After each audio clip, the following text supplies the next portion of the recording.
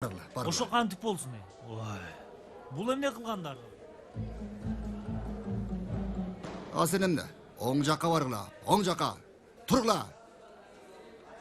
Çurka taң. Sen ne turasın? Gaztığın donda. Artist.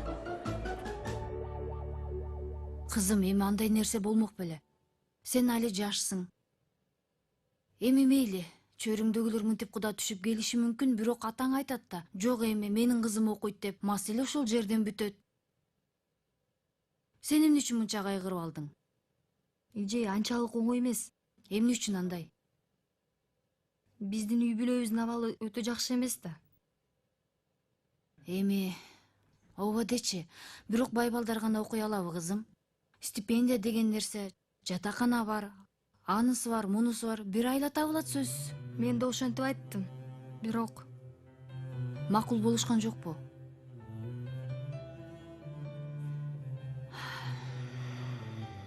Ай Кудайым ай.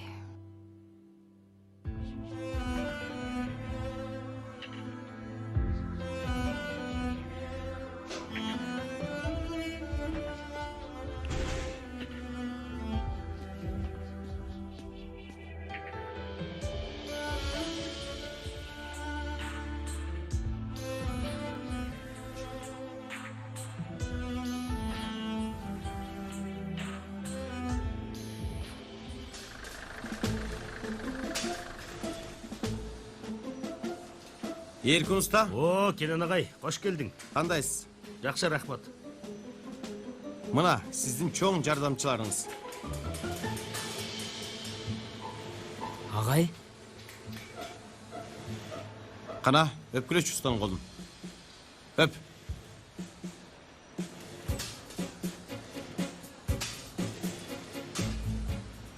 Агай, биз бул жерде эмне кылып жүрөбүз? Балам, окууга ниетиң жок экен. Бир нерседен башташыңар керек. Ошондойбу? Кана жүргүлө. Жумушчу кийимиңерди кийгиле. Жумушчу кийим?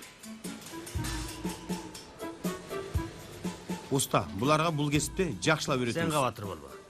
Карамаса өт. Мейли, иш илгери. Барлыгына. Кезек силерде. Болла, бас. Сен кайка. апа, Угуп атам, кызым. мен кечээ кичине ашыкча кеттим окшойт. Кара Доро. Бул Америка маселеси албетте экөөбүз үчүн тең кыйын абал. Бирок эмнеси болсо да мен сенин апаңмын. Анан сен Америкага кетем деп чечсең дагы ортобузда эч нерсе өзгөрбөйт, туурабы? Эч нерсе өзгөрбөйт. Анан Жанерлер кайда? Жанерлер иш жашоосуна кадам ташташыптыр. Салих агайдын айтканына караганда, Kenan агайыбыздын жаңы сабагы. Иш жашоосу? Жашоону баштарынан өткөзүп үйрөнүшөт. Негизи көңүл бурба. Мен да башымдан өткөзүп үйрөнүп жатам го эми. Эмнени? Мисалы, сен Америкага кетсең, чындап эмнени сезе тургандарымды.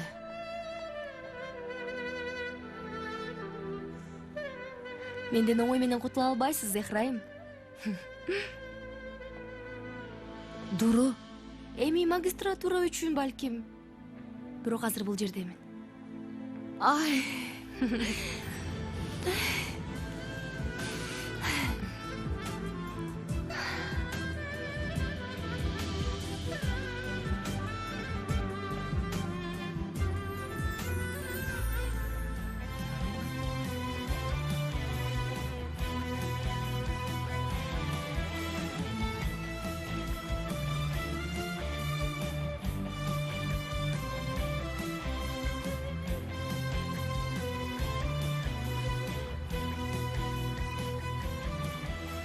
Мындай түрүңөр менен каяка баратасыңар? Агай, биз окуйбуз деп чечтик. Ооба агай, анан окууга ушундай умтулуп пайда болду, элестете албайсыз. Университеттен кийин дагы агай. Магистратура, аспирантура, докторантура эмне болсо баарын окуйбуз.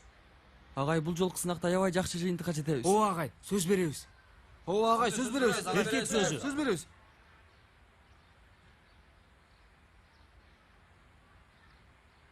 Жакшы. Демек каяка барабыз? Мектепке. Ооба, мектепке. Ооба агай, мектепке баралы агай, мектепке. Отурла. Агай, бир минут.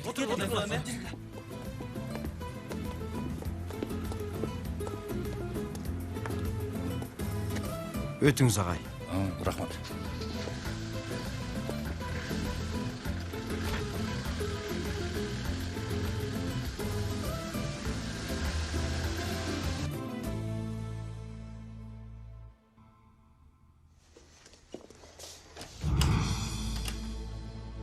Апа! Апа! Апа, эшикти ачыңыз. Апа, мектепке барам. Апа! Апа, эшикти ачыңыз, суранам, муну кылбаңызчы. Апа! Апа! Апа! Апа, мен мектепке барам.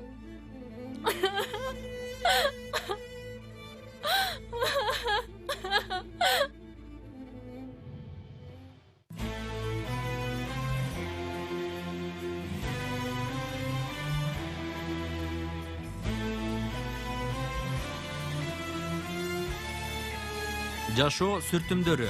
Сынак. Эмре Алту, Рожда Демирер, Ахмет Курал, Керем Купажы, Тайфун Эрарслан, Замире Зейнеп Касапоулу, Бурак Сатыбол, Дениз Барут, Мерал Асилтүрк, Эфе Караман, конок актер Ешим Жерен Бозоулу жана башкалар.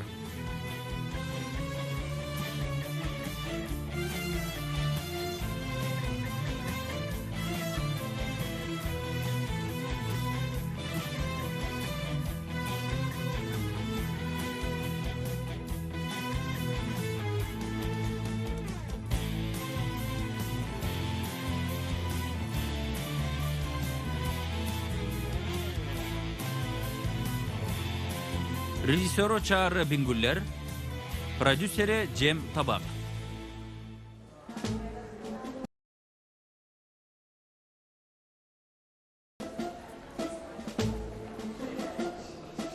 Урматтуу балдар, улуу күнгө 2 күн калды. Ошондуктан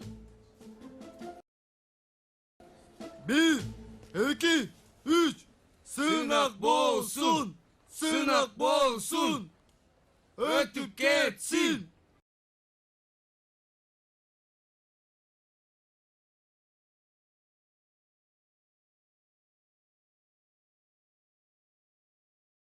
Өтүп кетсин. Сынак, сынак. Болсун. Достор, үнүң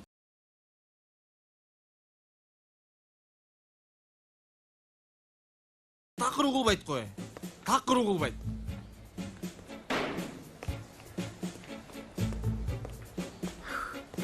Салам эл журт. Даярбызбы? 1, 2, 3. Ура! Дагы эле ойлонуп атасыңбы? Жигитпей калганыңа кайгырып атасыңбы? Мен негизи ушул сынактын айынан кетип калсам деп аткам. Билбей атам, Жанер. Өтпөй калсамчы? Экинчи турга өтүш үчүн упай жетпей калсачы? Керек болсо кетип каласың, Дуру. Анын үстүнө сен каалаган упайды ала турганыңа ишенем. Билбейм эми. Башым айланып калды. Бул сынак сар санасы.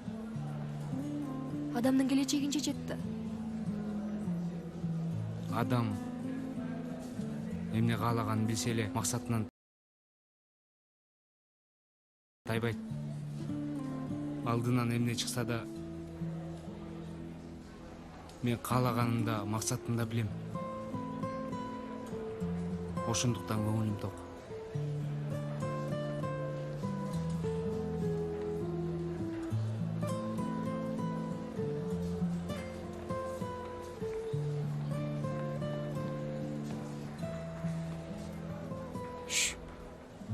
Кайра ойго батып кеттиң го? Жок, жакшы элемин. Дагы эле унут элек. Айрымдар тоодон түшүп бактагыны кууп салышты деп кайгырышат. Ал да туура. Эмне деп атасың досум? Тилиңдин узунун кимди ким кууптур? Макул эми досум. Эч нерсе деген жокмун. Дебе, ойлонуп сүйлө. Акырын балдар. Биз доспуз го акыры. Досум, сен дагы өткөн нерселерди эсептпесең?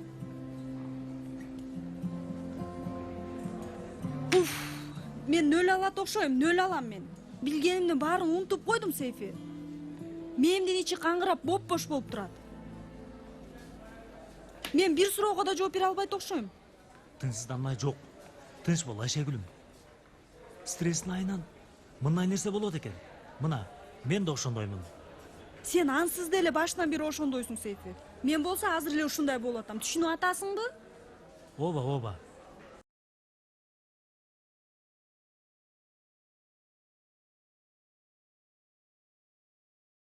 Мээ өчүрүлдү. Тынчсызданма жаным. Эй, берчи мага. Мына, кара.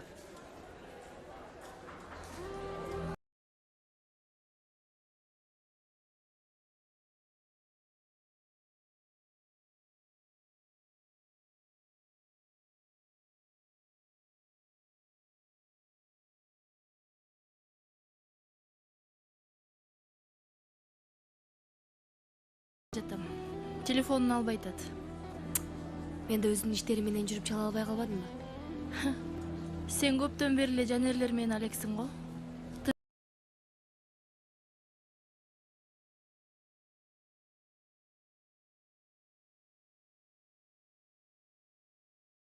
Тынччылыкпы? Елизди сурап калыптырсың. Бир нерсе болдубу? Жок.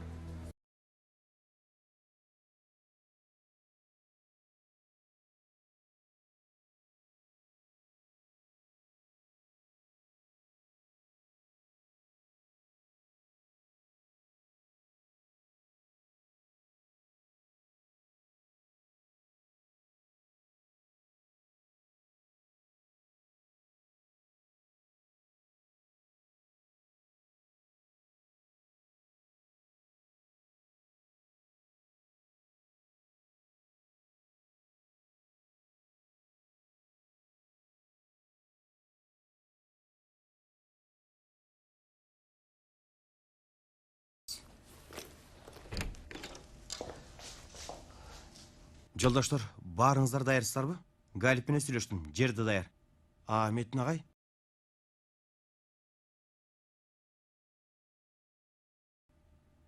Кенен агай, мен өзү анчалык деле каалабай турам. Ой, азыр акыркы мүнөттө баш тартпаңыз. Эмне десем, мен ордума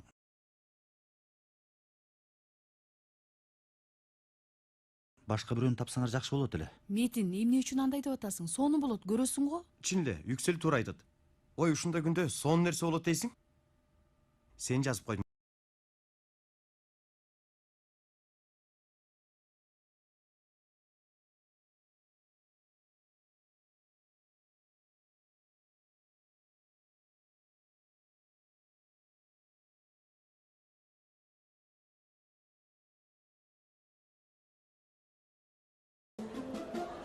Токтой туруңуз. Осмон агай, кайда кетип атасыз? Сиз жок болбойт да. О, агай, суранам антпегилечи. Азыр трибунада белгини жыйдагы отурса керек. Ушул салмагым менен коюңузчу суранам. Чын, кыйнабагылачы. Кыйнайм. Бир жакадан баш, бир жеңден кол. Анан дагы бир үйдө жашап атабыз. Мен да сизге кичине сөзүм өтсүн. Туурабы агай? Барасыз.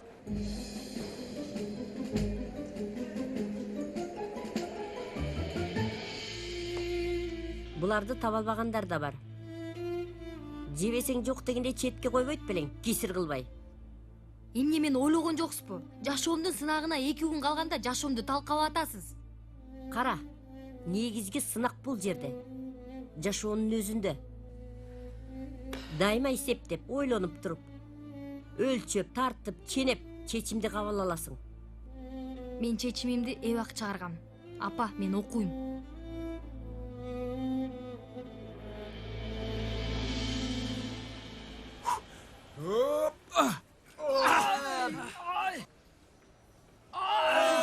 Bir, iki, üç. Aylığımızdı moldosu. Atka beret samandı.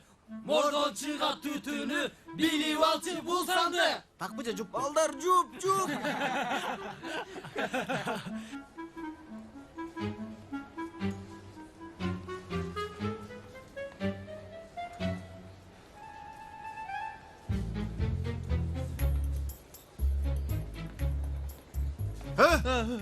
Токтой турчу досум, бул эмне? Эмне деп жатасың? Кел алдыгына. Бербейм албетте, эмне көрмөгүлөм. Жетет еткин, жетети. Досум, салт ушундай. Акыркы жумада дептер китеп ачмай жок. Балик мен өзүм жакшы сезбей жаткандырмын. Берчи суроону, чыгарып алайын. Эмнени өрөйүн? Мен Марио. Оп. Марио, келе берчи бул эми. Марио. Оп. Берчи дейм. Китепти жөн берип койсоңор боло. Досум, берчи. Ал. Болбоду эми. Бермегиле. Мындан ары сен жеңе дебеймчи. Чалар бер дейм. Берчи аны. Китеп үчүн бакырма мага. Оп. Берчи дейм муну. Жан. Ал китепти сен берчи мага. Суранам. Чалар айрылып калган. Кел. Бир эле калган. Опа. Акыркы эки барак калды. Ошону чыгарып коеюнчу. Eşekler, oturla. Bul kitap senikimi? Ооба агай.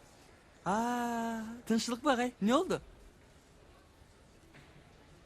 Силердин ушул спорттук энергияңарды көрүп, бүгүн мектепке спорт кийимчен келейин деп чечтим. Ооба агай, мурун сабакка эч качан мынтип келчү эмессиз. Oturla. Жарашат экен агай. Бул үчүн эмне кылабыз агай? Бүгүн сабак болбойт. Китептерди, дептерлерди четке коюп койгула. Пикникке барабызбы агай? Эми окуган окуду.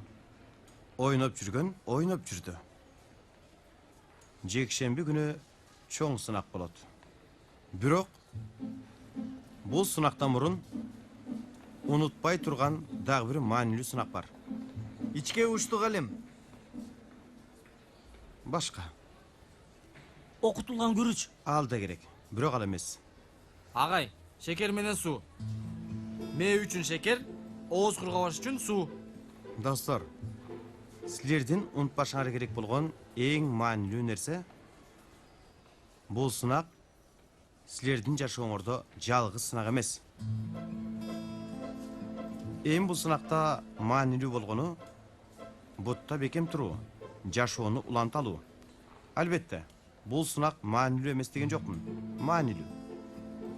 Бирок тагдырыңарды чечпейт. Муну такыр унутпагыла, макулбу? Азыр бул сынактан мурда жеңишиңер керек болгон дагы бир нерсе бар. Жүргүлө мени менен. Агай, кайда кетип атабыз агай? Чоң сынактан мурда тапшырышыңар керек болгон акыркы сынак. Жүргүлө. Бирок мен дагы эки тестим калды эле. Мен аны чыгарат элем. Бале болуп дагы бир сынак чыкты. Ансында сынак жетиштүү эле. Стресс болуп атканбыз, дагы бир сынак болбойт да. Кудай тобо. Елес. Карачы, сага эмне алдым. Өткөндө дүкөндө чогуу көрдүк эле го. Сага ушунчалык сонун жарашат дебедим беле. Арзандап калыптыр. Чыдабай сатып алдым. Эми карап койсоң, кызым, апаңа карачы эми. Ой элес, мени кайгырбай атат деп ойлоп атасыңбы? Мен сени ойлобой эле деп атасыңбы?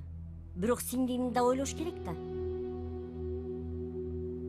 Тек өжөрлөнүп атасың. Сен бактылуу болосуң. Мындай болгону баарыбыз үчүн жакшы болот. Койчу кызым, өжөрлөнгөнүңдү токтот. Карасаң сонун экен. Сага чынында жакшы жарашат болуш керек. Апаңды жалдыратпай келип кийип көрсөң эми. Жакшы. Макул. Бериңиз кийип келейин. Азаматсың кызым.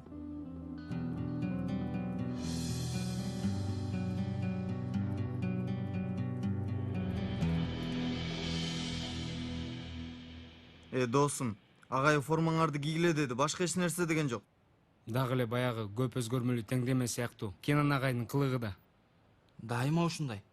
дайыма жашыруун, дайыма сырдуу өзүнчө. Эмне болуп атат достор, түшүнбөй атам. Сынактан мурда стресстен чыгаруучу оюн деди. Бирок бул жашыруун түрү эле адамды стресс кылат. Бизди стресс топ кылып советке салышпасын. Чын балдар, Кенан агайдан ар нерсени күтсө болот. Чын азыр алдыбызга күчтүү команда чыкса, эч кийлигише албайм. Андан көрө кыздар командасы чыкса жакшыраак болот эле. Досум, максаттар эмне болду экен? Сынак тапшырыр электе бир шабайларын суутуп коелу деп атса керек да. Кана балдар. Даяр болсоңор кеттик.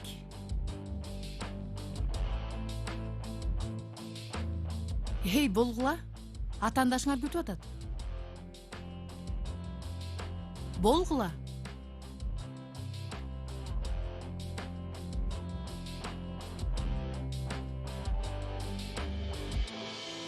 Ушунчалык сонун болуп калдың. Көз тийбесин, тө. Кудай сага көз тийгизбесин. Сен баардык нерсенин эң жакшысына татыктоосуң. Тура тур, чачыңды да тарайын. Канча күндөн бери ыйлап жатып, бети башың шишиди. Саргайдың, соолудуң. Тура тур, ичкерден сага жол калып келейин. Акыры менин түшүнүп угуп койгонуңа ушунчалык сүйүндүм дейсиң. Ой, күйөөң экөөң үйлөнгөндөн кийин сүйлөшөсүңөр. Окуң келгенин айтасың. Ал болсо ии дейт. Андан кийин окуйсуң. Оку качып кетпейт го. Муну да алалы. Буларды алып жакшылап жасан. Кызымдын көркү ачылсын. Тиги суп-сулуу көк көздөрүң көрүнсүн. Елис? Елис? Елис?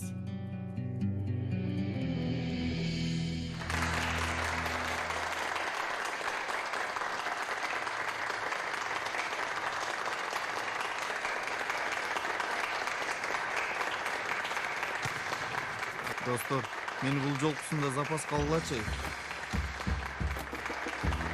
Атандаштарды карасыңар.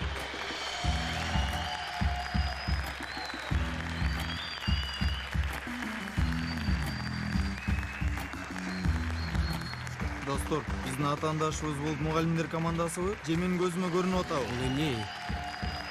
Токтойт тургулачы. Укмуш команда дегендер ушуларбы? Бул көргөндөрүм чындыкка окшошпой атат го. Эмне болду? Аябай таң калдыңарбы? Эми таң калуу деле эмес, агай. Кичине чочуп кеттик. Кызык болот окшойт. Бир кызыктай эле болдук, агай. Сиздерге каршы ойнойбузбу? Ооба.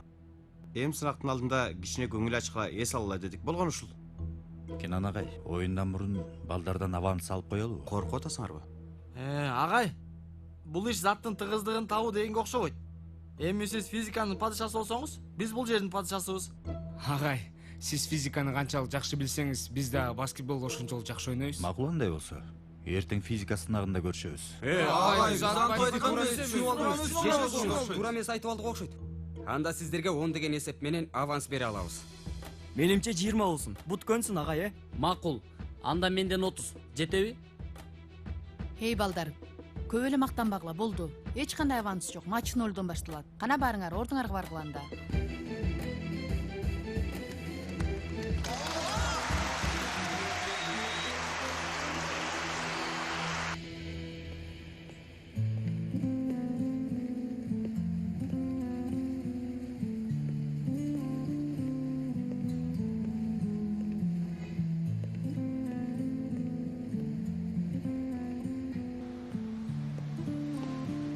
Мен эми эмне кылам? Каяка барамын? Кимге кантип көйгөйүмдү айтып берем? Ай апа. Сынак болоюн дегенде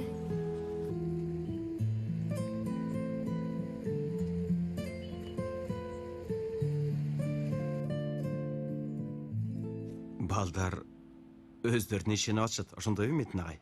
Азыр өпкөлөрүн басып коебуз. Көп ойлонбоңуз, Кенан агай. Ал жагы макул деңизчи. Азыр балдарды жеңип алып, алардын маанайын бурсак жакшы болобу, мырзам? Педагогика жактан да караганда, анын сынактын алдында маанайлары бузулат. Менимче агай туура айтып жатат. Азыр майдандан кетели. Тынчтык менен жеңилдик деп башыбызды тик көтөрүп кетели. Бул иш бул жерде өтсүн. Кудайым ай. Ай, сиз да кечкене аладыңыз го, Осмон агай. Биринчиден спортчунун намысы деген нерсе бар, түшүнүктүүбү? Биз жеңиш үчүн майданга чыгалы. Жо, жолдоштор, мынчалык чоң ойто турган нерсе эмес. Эң болгону сынактын стрессин жок кылыш үчүн бул оюнду ойлоп таптык. Ооба, кандай болсо да жеңебиз. Булар кечээки эле кичинекей балдар да.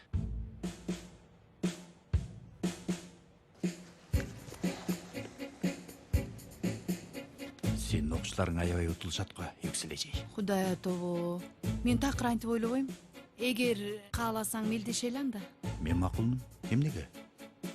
Эмне болсун? Тамак болобу? Тамак болот. Болот. Тамак сонун болот. Бирок кандай жөнөкөй жер эмес. Мындай люкс ресторанда болсун. Жеңилген төлөйт. Сүйлөштүк. Жакшы. Балдар, көп кыйналбай эле ойносок болот. Баары бир деле жеңебиз. Хо, досум, алардын ал жетпей калат. Жолдоштор, иш мелдешке айланды. Сөзсүз утушубуз керек. Түшүндүбү? Ой, эмне болду Митин агай? Мелдешке айланды дейм. Жеңилбешибиз керек. Болгула мырзалар. Кана колуңарды койгула. Кана 1, 2, 3. Агайлар! 1, 2, 3, өндер толга! Метин агай оюнга аябай берилип алган го. Ооба. Оюндун башында качып атты эле, бирок кийин берилип кетти.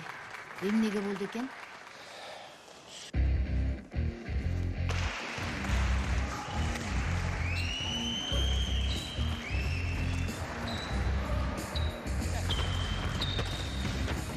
Барыңыз, ойносоң чыгыңыз.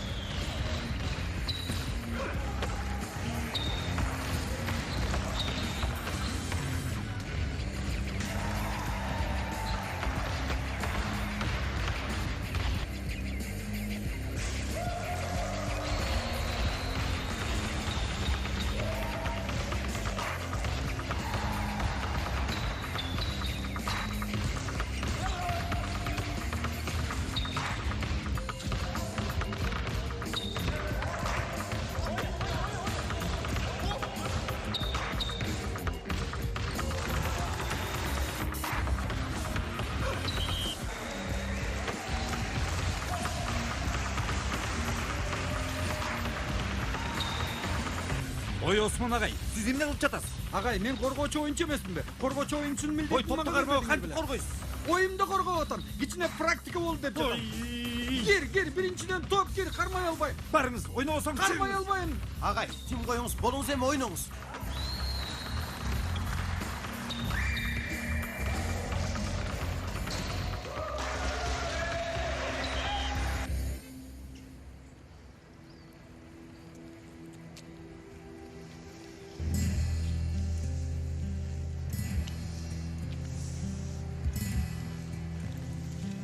Салам. Кандайсың? Туристсиңби? Hello. О, сүйлөшөлү. You English? Женемисиң? Кое бер мени, кое бер дейм. Азыр кыйкырам айтып коеюн. Кое бер мени. Шакырын, болду. Эчтесе кылбайм. Болду. Кудай атобо.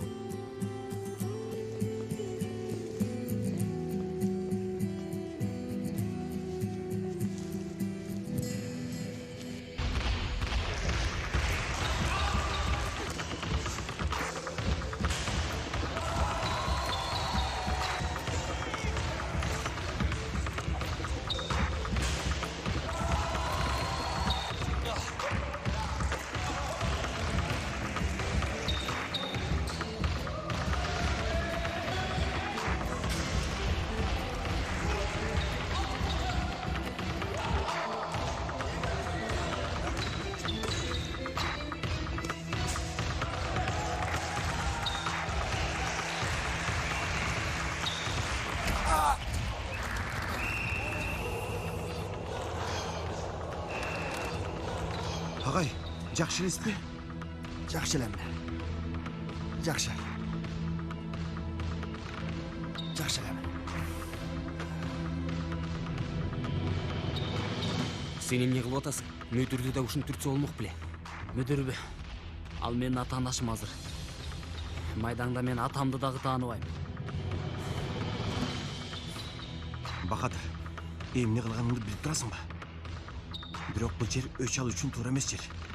Туура эмес учурдагы. Түшүндүң балам. Адам болуш керек.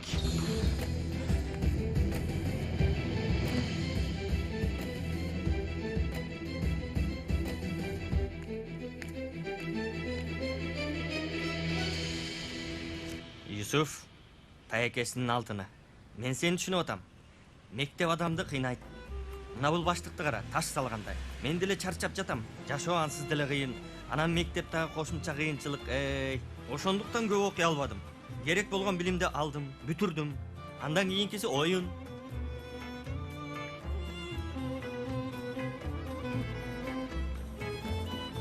Балдар, макул баары сонун. Бирок матч бүтөт, сынактар башталат. Сабактар бар, билесиңер, туурабы? Ооба, Жанер туура айтат. Жок дегенде айырманы жок кылышсын. Макул, ойноп эле коелу анда. Бирок билгизбейбиз. Бирок намыстанып кетишпесин. Ооба. Келгиле. 1, 2, 3, өндө толга! 1, 2, 3. Бар!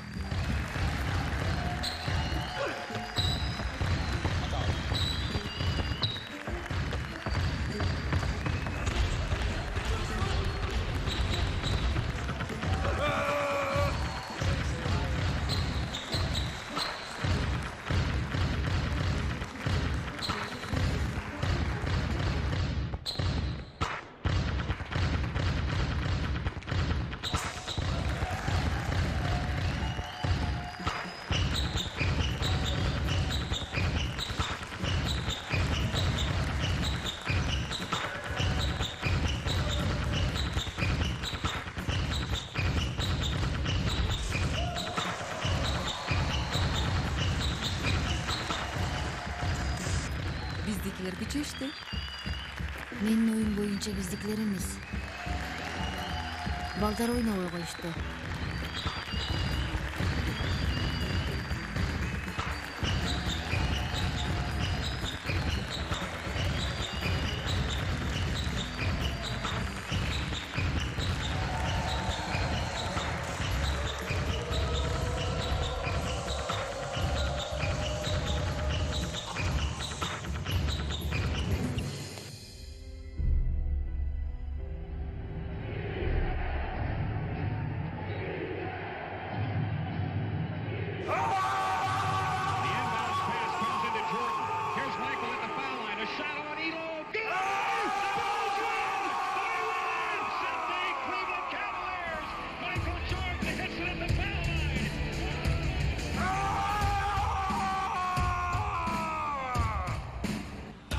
I love this game.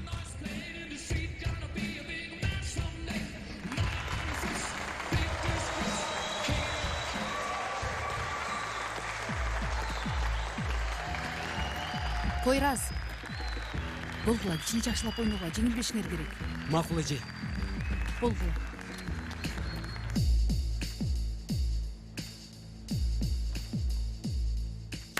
Балдар. Ушунча эпке келгенибиз жетет. Эми ойногонду баштадык. Кеттик. Болгула. Келчи. Кел, отур бул жака. Юсуф Азаматсың. Кана? Сага эмне беришсин? Эмне жейсиң? Эч нерсе. Кандайча? Курсагың ачкан жок? Жегим келбей атат. Эже! Келишти. Рыфат, эмне жоголуп кеттиңер? Сарсан болуп өлүп кала жаздадым. Адам деген кабар берет да. Юсуф, сага эмне болду асылым? Эч нерсе болгон жок. Эркек киши ыйлайт бекен. Не? Ыйладыңбы? Эмне, сен ыйладыңбы? Ойлонуп кетейин. Пакизе, эркек киши ыйласа болмок беле дейм. Укпай атасыңарбы, козум? Ыйладым, көңүлүм жок болду.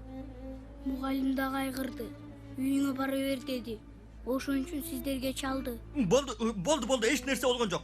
Өзүбүз үчүн той тамаша кылабыз. Мага окшош күчтүү, булчуңдуу киши болосуң. Булчуңдуу?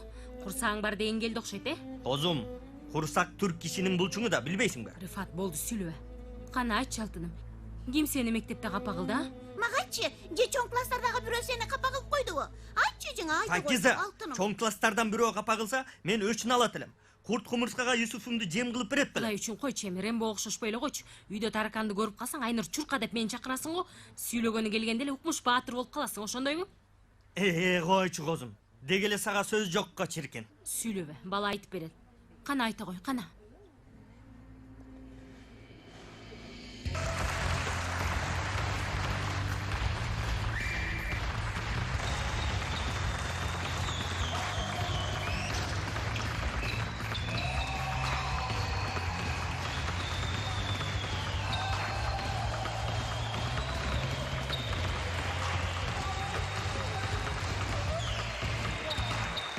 Құттықтайм балдар. Сонун болду. Сіздер буга татыктуусуңар. Құттықтайм.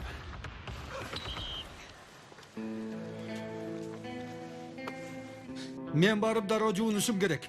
Бардык жер кир.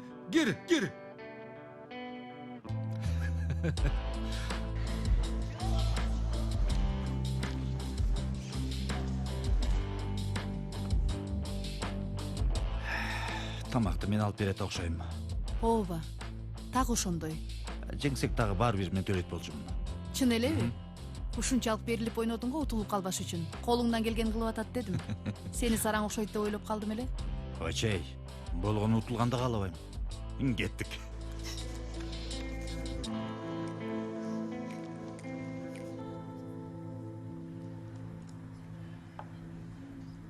Мугалим тапшырма берген. Мугалим күн сайын тапшырма берет дечи. Бүгүн капа болуптур. Рифат, сен оозуңду жабасың беми? Жаптым козум. Айта бер алтыным.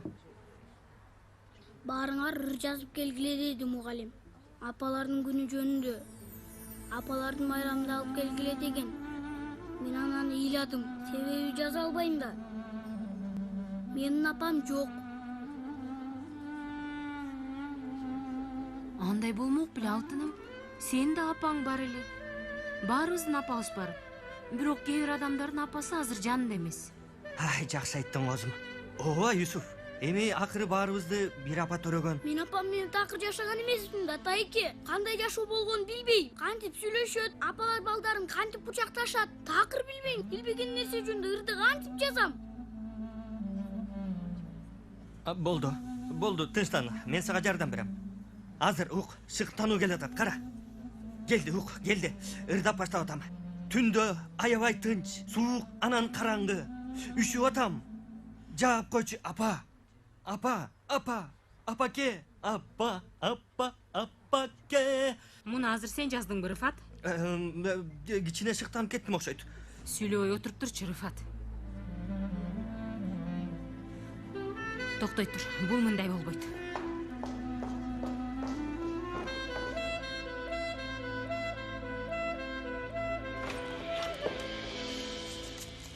Салам. Салам. Сен бүгүн маанайың жокко? Жок, жакшы, баары жакшы. Кичине сезимдериң өзгөргөндө байкачу болдум кийинки күндөрү. Чын жакшы элемин. Ошентип айтып атсаң, ошондойго. Балдар бул оюндун жыйынтыгына аябай кубанычты, Ооба. Кичине эс алышсын. Сынакка эми аз убакыт калды. Туура. Бул толкундоо менен сынакка киришсе, билгендерин да унутуп коюшат. Анан билгендери көп болгонун ойлосок.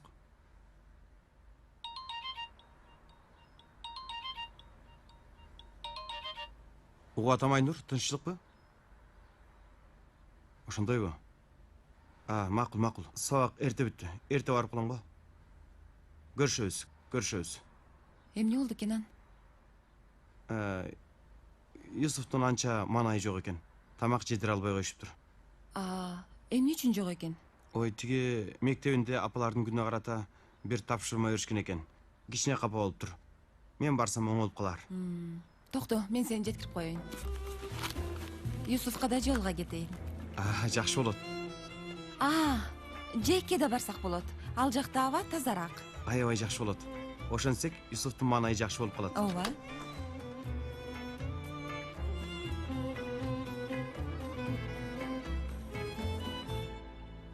Жакшы калыңыз Белгинежей. Жакшы калыңыз. Жакшы барыңыздар.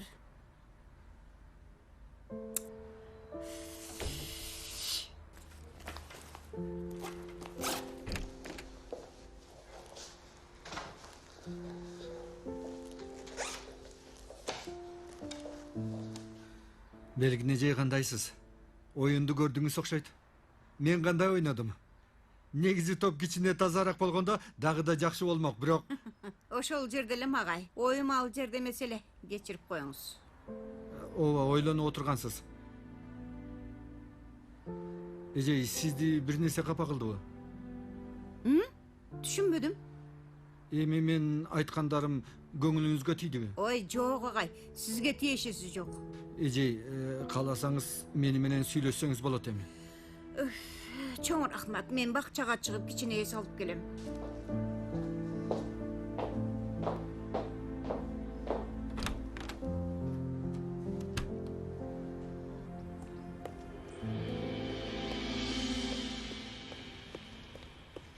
Ding ding ding ding ding ding ding ding ding ding ding ding ding ding ding ding ding ding. Aa, Ece toktonguz.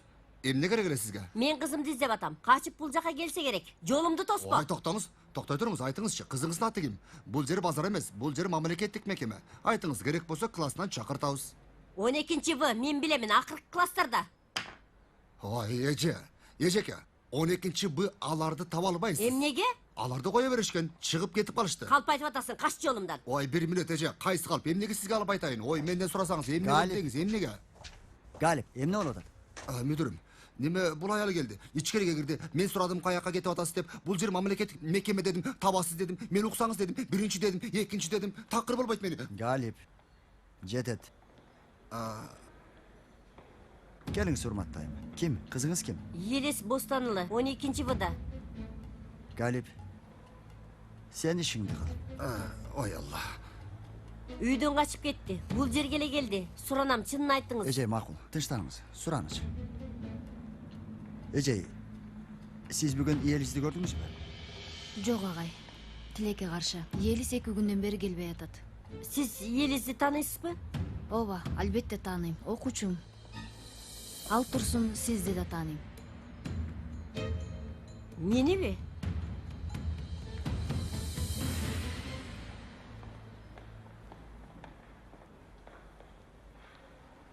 Сен эмне мынчалык катуу ойноп атасың? Мүдүрдү катуу уруп койдуң го.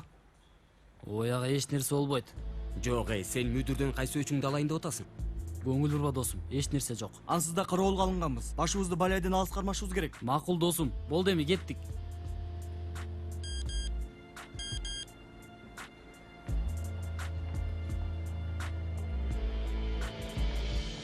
Сени менен тез арада жолугушум керек.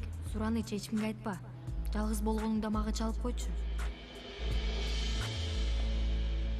Сүйлөбөйсүзбү же? Сураныч, Салих агайды уксун. Елис көп жылдан бери бул сынакка даярданып жүрөт. А сиз анын университет окушуна тоскоол болгонун апасыз го. Гүлайым. Бул азыр уккандарым айткандары туурабы? Эми Зехир эжейдин айткандары чындыкпы? Айтпайсызбы же? Сураныч, агай дагы уксун. Бул жерде сынакка бир канча саат калганда сиз кызыңызды сынакка кирбесин деп тоскоол болуп атасызбы же жокпу? Баарын сизге Елис айтып бердиби? Эми мааниси барбы? Гүлайым. Эми сиз азыр кызыңызды окутуунун ордуна күйөөгө берейин деп атасыз. Туура түшүндүмбү? Туура. Мен аябай жаман апамын. Бирок эч кандай жамандык кылганым жок го. Угуңуз эже, ал жагын биз билбейбиз. Бизди кызыктырбайт. Анан айыптоо айрыкча биздин колубузда эмес. Бирок мен муну жакшы билем. Елис аябай акылдуу кыз, жакшы окуучу. Анан сиз аны окуткандын ордуна күйөөгө берем деп кызга чоң жамандык кылып атасыз. Ой, ал менин жалгыз ишим. Мен анын апасы боломун. Анын жакшылыгын силерден да мен көп каалайм. Анда Елистин өзүнүн келечегин тандаганга эч кандай мүмкүнчүлүгү жокпу? Жок. Ал аябай кичинекей кыз. Жашоону түшүнбөйт да. Анан башка айлабыз барбы? Окубай эле койсун. Урматтайм. Окуганды каалаган адам ар дайым бир айласын табат. Стипендия деген бар, кандай десем, достору бар, биз мугалимдер да бар. Бул жерде бекер жүргөн жокпуз. Макул. Караңыз. Гүлайым, Сураныч. Олтуруңуз, Сураныч. Муну жакшылап сүйлөшөлү, угуңуз. Керек болсо биз дагы... Сиздер мага жардам бергиңиздер келсе, кызымды табыңыздар. Мага акыл айткандан көрө кызымды алып келгиле. Гүлайым. Гүлайым, макул. Эгерде бир нерсе билип калсак, сизге сөзсүз айтып коебуз. Аябай жакшы болот. Себеби азыр милицияга барам. Эгерде Елис жөнүндө бир нерсе билип, мага айтпай жатсаңыздар, өздөрүңүздөр билесиздер. Керек болсо милиция келет. Сиздерди жөн койбойм. Менин ишим бар, көрүшөбүз. Агай, бул айым. Зехир эже, менимче бул ишти козгобой эле коелу. Эми бул абалында адамдар ар нерсени айтып күнөөлөй беришет. Кириңиз. Ой, Еткин, бул эми досум, бул эми? Еткин, кен агайды уккан жоксуңбу? Тиги сынактан мурун бир аз эс алышыңар керек дебедиби? Балдар, тынчтангыла. Досум, сен чоң Кенан агайдан жакшы билет белем. Туура, Камаз. Ооба. Еткин, биз эс алышыбыз керек да. Ой достор, мен эс албайлы деп жаткан жокмун го. Мен болгону акчага тийишпейли деп жатам. Досум, чөнтөгүбүздө акча жок болсо биз кантип эс алабыз, түшүнсөң? Муну унутпа, чалар. Бардык нерсе акча эмес. Айрыкча эмне дешет, акча менен бакыт болбойт. Еткин, акчасын төлөгөн ырды тандайт, билесиңби? Мага такыр тарынбагыла. Мен ырды тандабайм. Кайсы ыр? Кайда тандоо, Токто, болду. Мага ташта. Бир мүнөт досум. Кайдагы ыр, кайсы тандоо, Биринчиден ал акча баарыбыздын акчабыз. Качантан бери ал сенин акчаң болуп калды эле. Ооба, бул эми тур досум. Балдар, болду. Тынчтангыла. Акырын. Азыр Еткин алтын досум бизге жүрөгүндөгү үндү жакшылап угуп, сөзсүз бир жооп берет. Туурабы Еткин? Туурабы? Ооба Сейфи, эч кабатыр болбо. Ички дүйнөм угуп жатат. Мындай деп жатат. Жок деп айтып жатат Сейфи. Жок. Фу. Мен мындай дейм. Бул аракет өстөккө кетпесин. Менче дагы туп-туура анан так убагында айтылды. Баш тартыла. Ооба. Еткинди бул жерден алып кетели. Ооба, жакшы пикир. Кармоо муну. Багыт эң жакын банк филиалы. Жок, антпегиле, көрбөгүлө. Досум, кое берчи. Кыйкырбачы. Бул нерселер силердин башыңардын ичинен чыкты. Элдин баары бизди карап Сүйлөбө дейм. Кеттик. Ой Сейфи, сен жүрчү, айланып кетейин, жүрчү. Суранами. Кыйкырба дейм, кыйкырба. Паркта мени бакыртпагыла. Акырын. Болду, кыйкырбай. Мени бул жерде бакыртпагыла.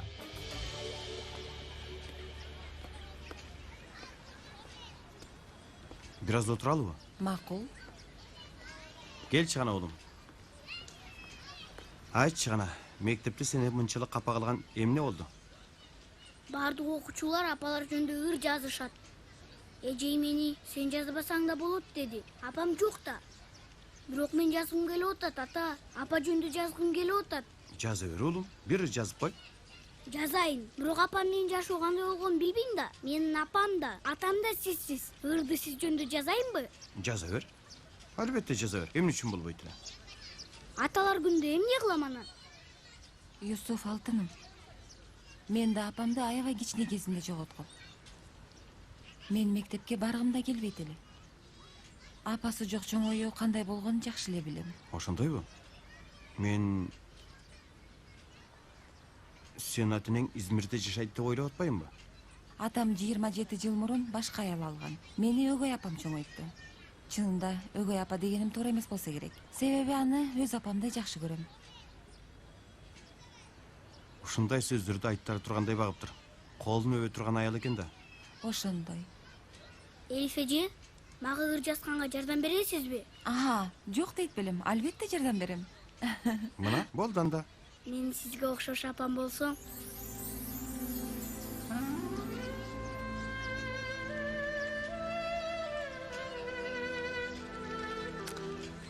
Чоң рахмат, Юсуф.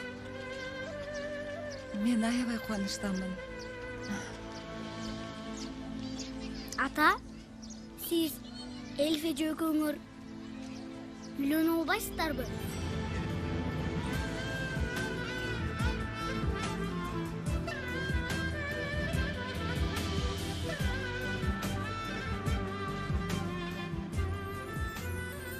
Азырынча канча алалы? Менимче 100 лира жетет. Эй! Токтой тур. Еткин, 100 лира бизге жетпейт досум. Кичине көтөр. Еткин, 100 лира бизге жетпейт. Кичине көтөр. Досум көтөр. Досум, кичине кош деп атам бир аз. 100 лира жетпейт бизге. Көтөр. Кош дагы дейм. Макул. Көтөр досум. 110 болсун. Досум, болбойт ey. Дагы кичине кош. Кош. Мен мындай дейм. Толук 1000 лира алалы. Кой.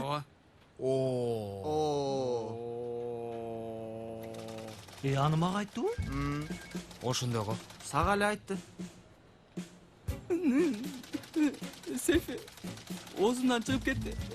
Досум, менин кара, сен азыр бар го, банктын ортосуна тургузуп алып Кечирип кой. таштайм азыр. Койчу, антпе. Досум, ук деп жатам, чын айтам. Сени бир кашык сууга чөктүрүп жиберем, түшүндүңбү? Болду, макул. Сейфи кечирип койчу. Макулбу? Макул, Сейфи. Бир нерсе болдубу, балдар? Неме, Байке билесизби? Биз бул баладай сараң баланы көргөн эмеспиз жашообузда. Байке 40 миллион эле мурда. 1000 болду азыр. 1000 болгону үчүн ушундай болуп атат. Биздин 40 000 акчабыз бар. Ауыл бербей атат. Мындай деп атат. 100 алалы дейт. Бирткеден кийин 110 деди. Эмне десек да болбой атат. Эми ал акча менен баарын жасаса болот. Ойлонсоз Байке мындай. Эмнени кааласа ошол болот. Биздин кезек. Бул, кезек келди, баскыла. Баралы. Жакшы калыңыз. Сакчы байке.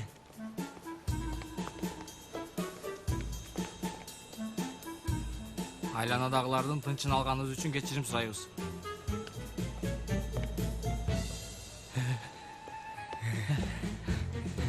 Акырынчы. Саламатсызбы? Биз 100 лира алат элек. Эмне? Токтой тур, еткин. Жеткин. Болду, жетет. Бир урам, Чапчы аркыны. Урбасаң, мен урам. Макул. Макул. 1000 лира болсун. İçim açıyor tat içim.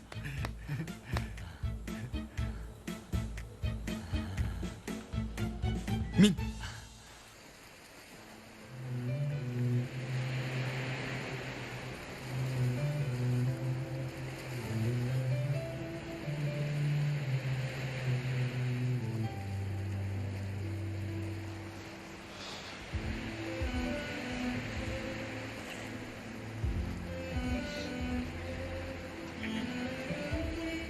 Yeliz, Poyraz.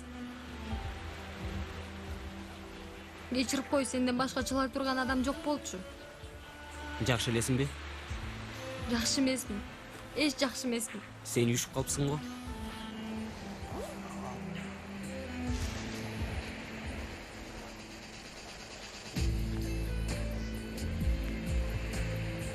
Апаң мектепке келди. Билесиң да, туурабы? Эмне? Эмне кылды? Мен көргөндө мүдүр мырза Зехре эже менен сүйлөшүп аткан. Анда мени күйөөгө берейин деп аткан билет экенсиң да. Эмне? Кайда күйөбөй? Бул каяктан чыкты? Билбейсиңби? Мен сүйлөшкөндөрүнөн эч нерсе укканым жок. Сен СМСиңди окуп келдим. Ансыз да сен эч кимге эч нерсе айтпады экениңе.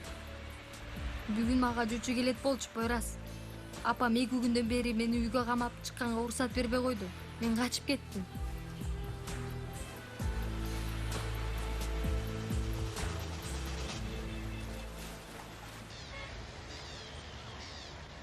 Кош келиңиздер.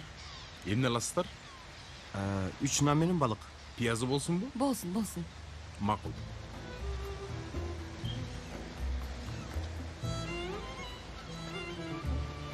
Карачы тыйы куштарды. Көрдүм. Сонун учуп кетип баратышат.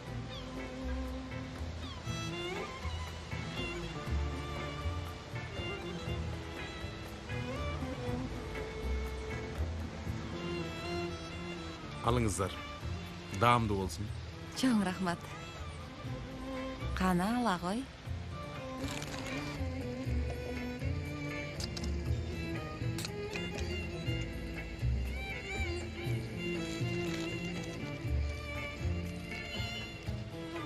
Даамдуу экен.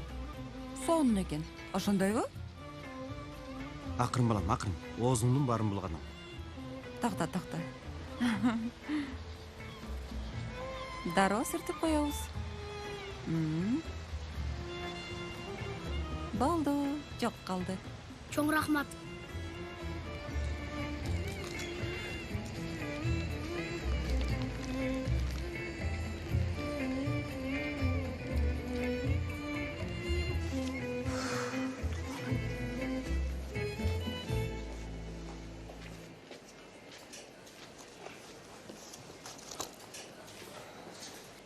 Балдар, азыр жаңы кийим алыштын кереги жок го. Досум, стрессти жоготуун эң жакшы ыкмасы дүкөн кыдыруу. Ооба досум. Аялдарды карачы. Алар стрессти эң жакшы түрдө чыгарып атышат. Макул. Бирок көп оолугуп албайлы. Макулбу? Акыры аял эмеспиз го. Еткин өзүңдү кыйнай бербечи. Биз эмне кылышыбызды ансыз да билебиз. Сен сарсан болбо. Балдар, бул кандай? Мага жарашабы? Жарашпаса да жараштырабыз, КамАЗ. Акча бар, бакыт бар досум. Жан. Кандай, а? Кандай? Эми кызыктай го. Жарашкан жок. Өмүр, кандай? Сон досум, сон жарашты, кийип көр.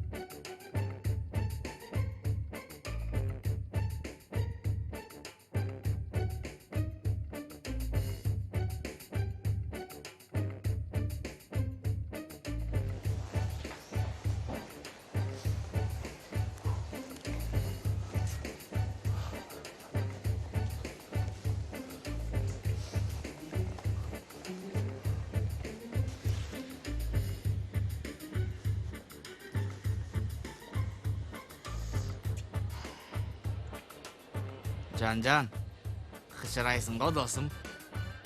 Жылан, өзүнчө эле. Коюкмуш. Досум, бул размер менин размерим. Бирок бул куртка кичине тар болуп калды окшойт, Токтой турчу. Досум, бул размер мурдагы размер. Бул сенин 8 гамбургер же электеги мурдагы размериң. Эми сен азыр бул размерден 2 размерге чоң алышың керек. Ал размер азыр кийип турган размериң.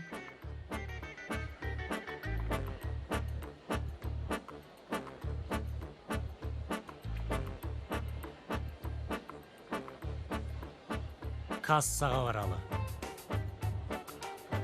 Мага чак эле.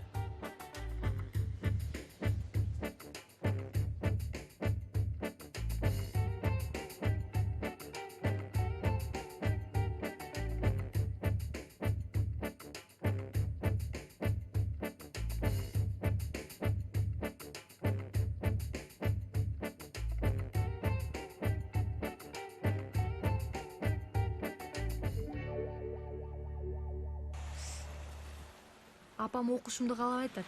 Менин колумдан башка эч нерсе келген жок. Ошондуктан качып кеттим. Менин жалгыз гана мүмкүндүгүм бар. Ошол үчүн Ал кандай мүмкүндүк? жекшемби күнү сынактан аябай жакшы бал алуу. Эгерде бир жерге өтсөм, балким ошондо макул болушат.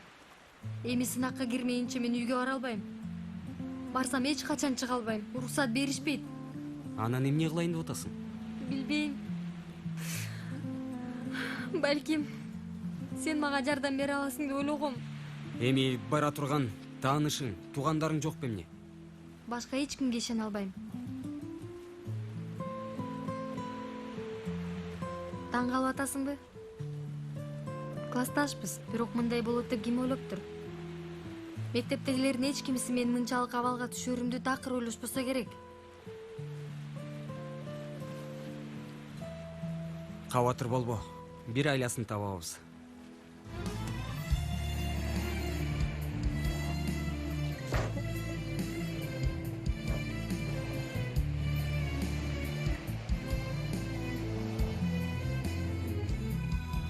Сен сынакты тапшырасың, анан өтөсүң.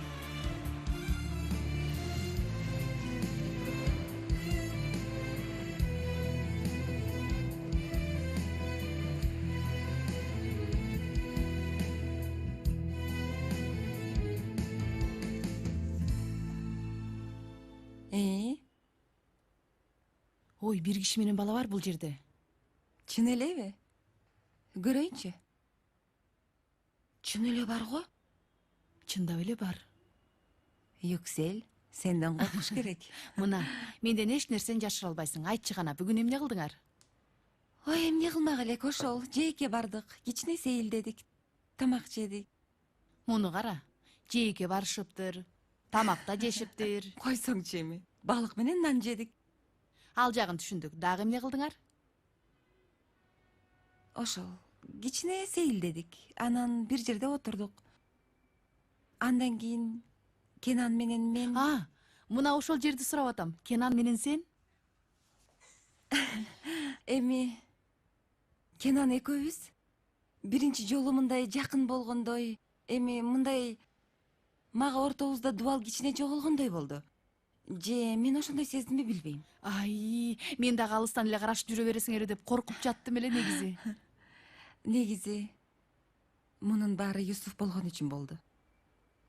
Юсуф бизге бири-бирибизди жакшыраак түшүнүшүбүз үчүн түрткү болду. Таң калбайм. Мен бүгүн өзүмдү Юсуфтун апасындай сезип кеттим бир убакта. Юсуф менин балам болгондой болду.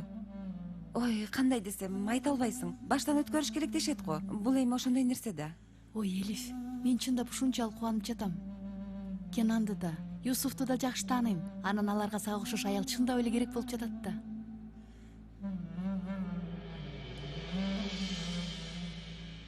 Элиф, жакшы элесиңби? Туура эмес сүйлөп койдум окшойт, Жок, жок. Мен жакшы элемин. Чындап элеби? Ооба. Суу алып келейин. Сага да алып келейинби? Жок.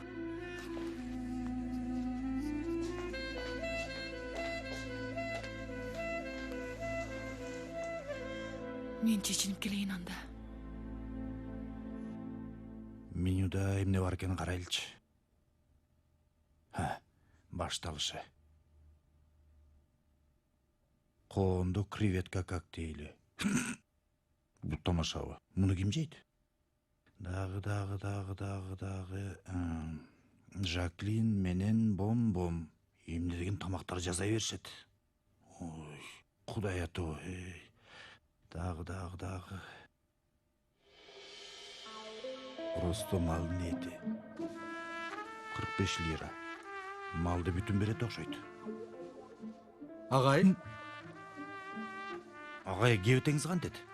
Кечирип коюңуз агай. Коркутуп койдум окшойт. Халатчан жүрүп алдым.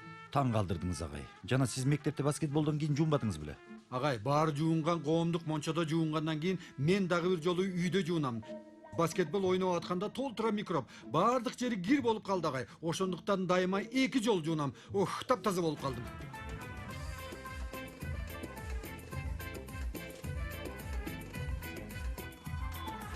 Кудай ата.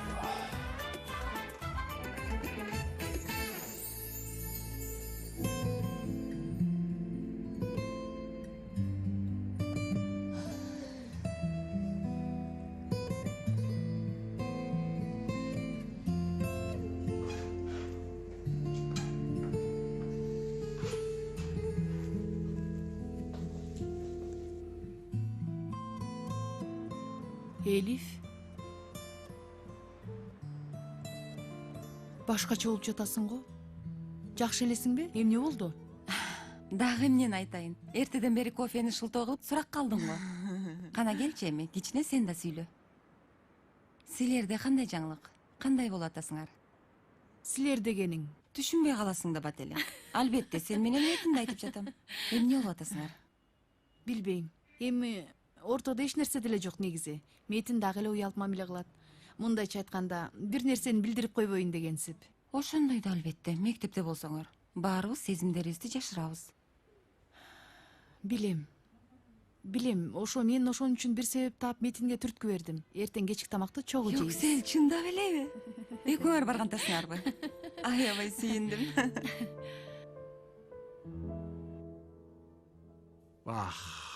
Агай, сизге бир нерсе айтайынбы? Папайя кошулган бет май ушундай сонун крем экен, терини сонун кылып коет экен. Менимче сиз да колдонсоңуз. Караңыз.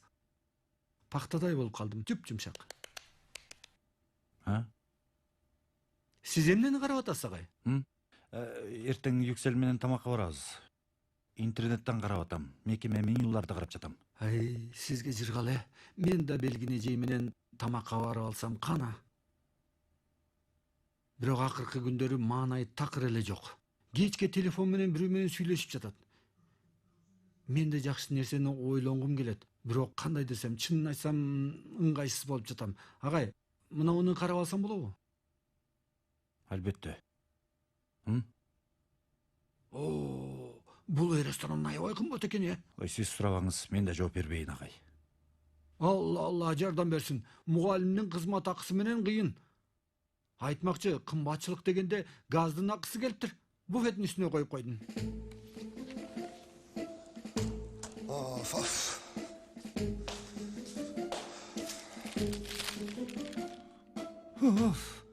Агай, бир нөлдү ашыкча жазып коюшуптур. 400 лира.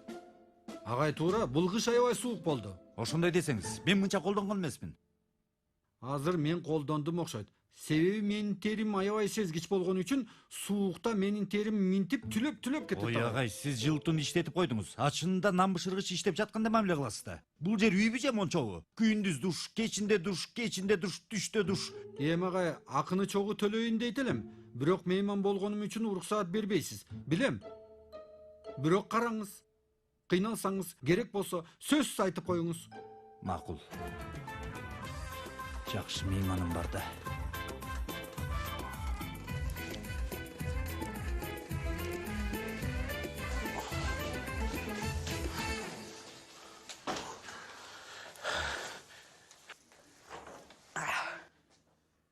Балдар, мен бул сынак ишин эмес, бул сынак үчүн стрессти жоготуу ишине аябай кубандым. Айрыкча Айшегүл жаңы имиджимди аябай жактырат. Бирок билесиңби, сынак шылтоо ушундай досум.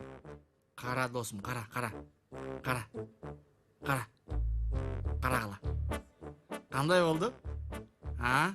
Балдар. Жылан.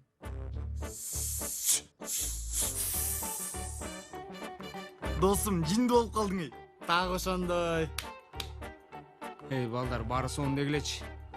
Бул үйдү кичине өзгөртүш керек. Согуштан кийин калгансыз, муну карасаң. Сенин колуң эч нерсеге тийген эмес, Жанер. Чака менен шыпырыгын ордун эле билесиң. Мен алмайын да айтып атамбы. Кандай десем, мындай дагы чоңураак масштабтагы бир нерсе үйдүн коздугу дегендей.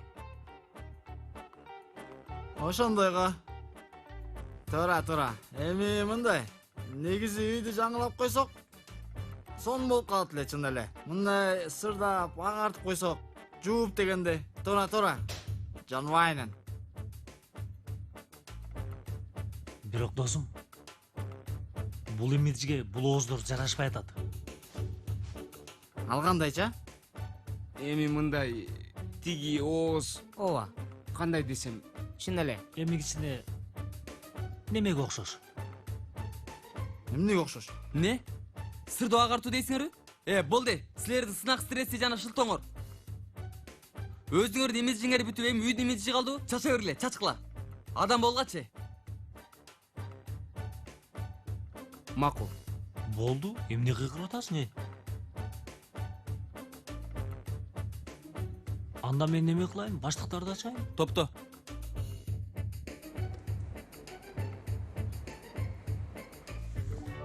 Кана? Бүгүн сонун күн болду ата? Ооба, сонун болду. Элиф эже чын эле аябай жакшы эже. Ооба, аябай жакшы. Аябай жакшы көрөм аны. Менимче дагы сүйкүмдүү адам. Ата, сиз менен азыр ачык сүйлөшөлүбү? Тынччылыкпы, Юсуф Тажан? Мындай ачык деп калгансыңбы? Мен бакканыңызда кыйынчылыктар болду. Мен билем, өзүңүз жалгыз. Бирок мен бул үчүн эч качан кыйналган эмесмин. Баары бир жаныңызда бирөө болгондо, мисалы Элиф эже сыяктуу. Сен бул нерсени көп ойлоп койдуң. Кээде мен дагы, Элиф эжең дагы ыңгайсыз кылып коесуң. Ачууланып жатасызбы? Жок, ачууланбай эле. Бирок азыр ачууланам. Бол, уйкунун убактысы. Түнүң бейпил болсун. Жакшы жатыңыз. Балдар, арстан жаткан жерини белгилүү болот. Мына бул жерге арстан сүрөтүн тагалы. Дуалдарды болсо сары кызыл кылалы. Кудай айтуу, Досум, эгер андай кыла турган болсок, мен дагы дубалдар сары менен көккө боеп салам. Кара бүркүт алга. Анда мен шыпты акка, полдорду болсо карага боётуп коем. Койчу. Ой, болду. Кудай тоо. Эми түшүнүктүү болду. Күйөр менен боёксуз болбойт экен. Башаламан болот го. Болду балдар, акырын, тынчтангыла. Эң жакшысы үйдүн баарын кызыл көк кылалы. Жакшы жарашып калат. Балдар, акырын болгула. Үйдү боёсун ушу дагы каяктан чыкты? Ха? Ансыз да бир канча айдан кийин бардык нерсе өтөт. Сынакка киргенден кийин баарыбыз ар кайсы жакка тарап кетебиз. Ижарага алынган үйдү актайбыз деген сунуш кимден чыкты? Мен түшүнбөй жатам. Таркайып турганыбызды каяктан билесиң, Еткин? Чын эле? Туура Еткин. Баарыбыз балким Стамбулдагы университеттерге өтөбүз. Каяктан билесиң? Ошондойбу, Марио? Ошондой досум. Ошол таш, ошол имарат жашооланат. Тура. Мени уксаңар? Балдар, анда сырдоо, актоо иштерин баштайлыбы? Мындай дубалдарды баарын мындай ачык, жаркыраган түстөргө, Жарашпайт дейсиңби, досум? Жарашат досум, жарашат. Кара, кебете башыбызды жаңырткан болсок, үйдө да жаңырталы. О, макулсуңарбы? Мен макулмун досум. Мен дагы макулмун, Мен да макулмун. Ашты албай койгондун кашыгы сынып калсын. Балдар, жөн турган жерден силер эмне чыгаша кылып атасыңар? Кудай ото, эмне эркиндигибиз менен ойноп атасыңар? Келечекке инвестиция кылган акчабызды эмне ары бери чачып атасыңар? Макул эмесмин досум. Макул эмесмин. Еткин, бир жолу болсо да сүйлөөчү. Чын эле жетет, Еткин. Бир чабам азыр, көрөсүң. Колуңду кой. Досум, булар жашыл майдандарда көргүзү келген аракеттер. Мына ушулар да. Эй, кесме! Кесме?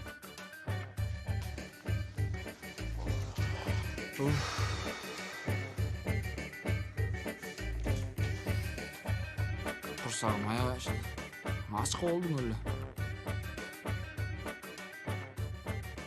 Балдар, силерге бир жакшы, анан бир жаман кабарым бар. Биринчи кайсынысын айтайын? Жакшысын башта. Жакшы кабар, ачка калбайбыз. Жаман кабар?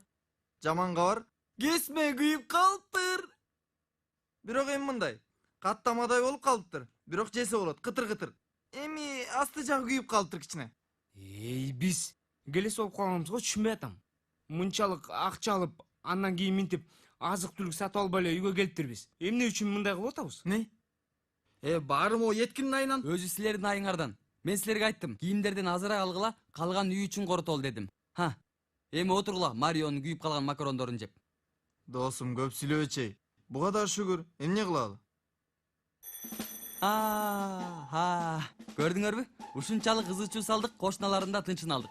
Ким болду экен, Карабай туруп биле албайбыз. Еткин эшти чыгашаты кылдатып атат. Бирөөнү күтүп аттык беле.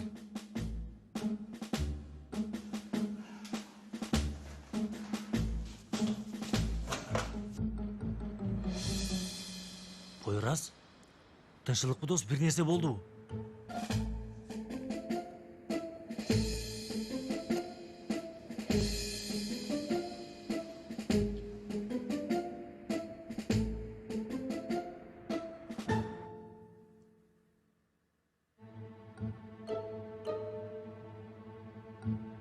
Бул караш. Мен бул карашты бир жерден көргөм. Мен да көргөм, бирок көрмөксөн болуп коем. Эмне болду? Балдар, тынчтангыла. Конок келди. Өтүңүз. Салам, балдар.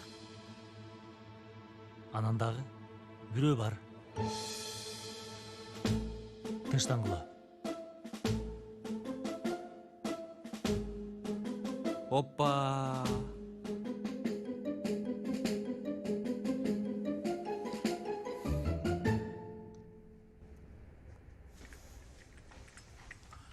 Козум, бул эсеп китеп иштери көп болуп кетти. Бир бухгалтерди ишке албайлыкпы? Макул султаным, айтканыңыз болсун. Бирок бир бухгалтер бизге жетпейт. Кааласаң 2 адамды алалы. Бирөөсү бир жагын кармасын, экинчиси экинчи жагын. Сен болсо трондо отуруп келип кетесиң айранды ичип. Айрыфат болбогон нерсени айтпачы Кудай үчүн. Өзү эсепте оокат кылып жүргөндө 2 бухгалтерди ким коюптур бизге? Мен да ошону айтып атам, Козум. 3 тыйындын эсебин чыгара албай жатабыз. Бирөөнү ишке алалы, 3 тыйындын эсебин чыгарсын деп атам. Сүйлөбө, суранам, сүйлөбө. Ансыз да башым ооруп атат. Мен өзү рыскым болгон 2 тилим нанды тааныбаган адамдар менен бөлүшө албайм. Эми кечирип кой. Өзүбүз эсебибизди өзүбүз кылабыз. Болду, бүттү.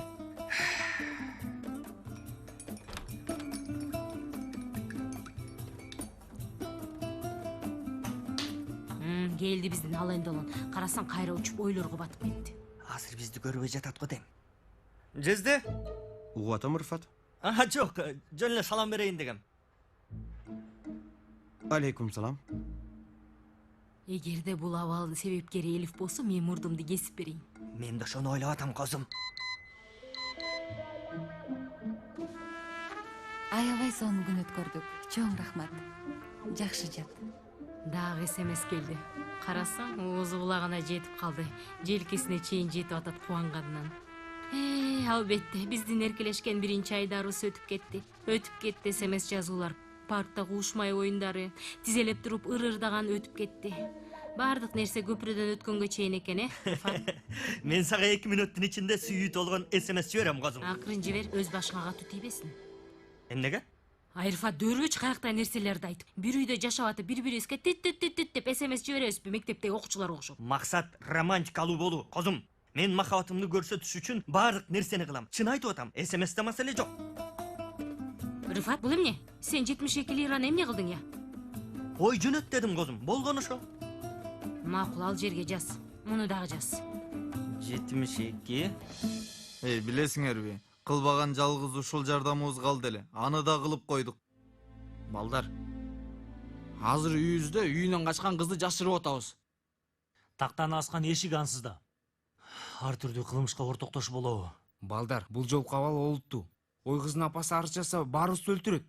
Анан жашы жетпеген кызды жашырганыбыз үчүн бизди өлтүрүшөт эй. Жок досум, ниетибиз ак болгондо далилдей албайбыз да. Жаштыгыбызда жыргай албайбыз. Эми бул жолукусунда сөзсүз 15 жылга кетебиз. Сөзсүз. Оозуңа кара таш эй.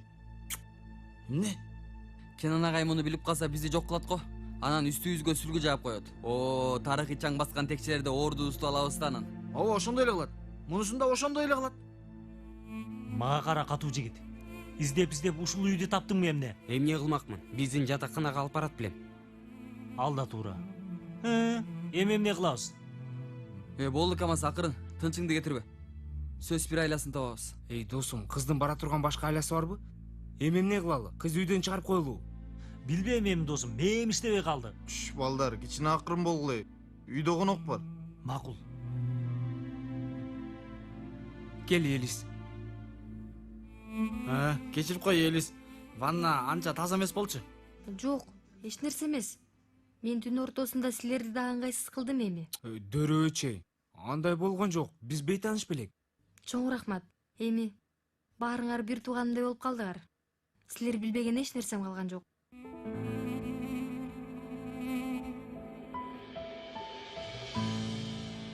Чоң кыз. Алыңызчы гана. Апа мерими менен даярдалган өзгөчө жемиш табагы. Эркелетип жибердиңиз, апа. Кийингөнү алам. Эми сынакка 2 күн калганда. Кызым жакшы тамактансың. Ана сынакта башы жакшы иштесин деп атам. Демек бул нерселердин баары ушул үчүнбү? Ата менен Америкага кетпей калганым эмес. Эми калп айтпайын. Анын да салымы бар болсо керек. Сен атаңдын бардык аракеттерине карабастан, ал менин күтүүнү тандабай, бул жерде калганың үчүн кубанбадым десем, жалган болот. Сиз канчалык катуу болгонго аракеттенип жатканыңызды билем, бирок жүрөгүңүз кандай жумшак экенин да билем. Мен ал жүрөктү таарынтып коет белем. Ай, дароо жагынба. Кандай сонун. Дурайым, өзүңүздү кандай сезип атасыз? Сынакка даярсызбы, кызым? Сиз кабатыр болбоңуз, апаке. Бардык суроолорго бир-бирден жооп берем. Бир-бирден жооп берет имиш. Эми аны көрөбүз. Мен көп ишенбей атам, бирок эмне кандай деп атасыз? Жанер менен досторунун айынан. Кудай жалгасын, быйыл аябай көп окуя болду. Түшүнгөн жокмун. Мунун түшүнбөй турган эч нерсеси жок, Дуру. Жарнама жылдысы болбогонуң эле калды эле. Ал да болду. Аны сас келгенсип Кудай сактады. Мектептен айдалып кала Эми жаздады. апа жаман оюм жок болчу да. Жанерлердин дагы ниети жаман эмес. Мага актабай эле кой. Ачууңду келтирбе. Мен аларды билбейт белем. Бирок сабактарды таштап койгон жокмун. Адилеттүү болбой атасыз. Болду, адилеттүү элемин. Бирок бул сынактар бүткөнгө чейин башыбызды орто турган эч нерсе болбойт. Түшүндүңбү, Дуру? Макул, сөз берем. Жекшемби күнү негизи бир иш башталат. билесиң. Тандоо бүткөнчө, экинчи кадам бүткөнчө, сен бир университетке киргенге чейин эми өзүңдү кичине кыйнайсың, макулбу кызым? Сөз берем апаке, баары сиз каалаганыңыздай болот. Менин каалаганым үчүн эмес, кызым. Эми бул сенин келечегиң, сенин эркиндигиң, ошолор үчүн. Ай, мен кирди жаям деп унутуп калыптырмын. Кара, токто, муну бүтүрүп коеюн. Сен кечке отура бербе, макулбу? Уктап эс ал. Жемиштердин баарын түгөтөсүң.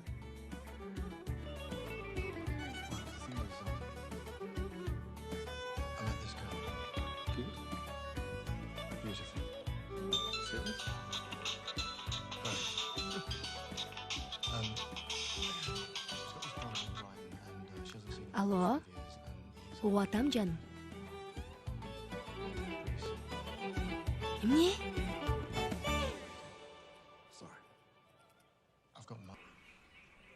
If she's not going to be at their mercy, she will have to learn more about this new presence. Öf. Ой агай, чын, мындай болбойт да. Бул үйгө 2 сыналгы сатып алалы. Документалды киноңуз менен менин сериалым.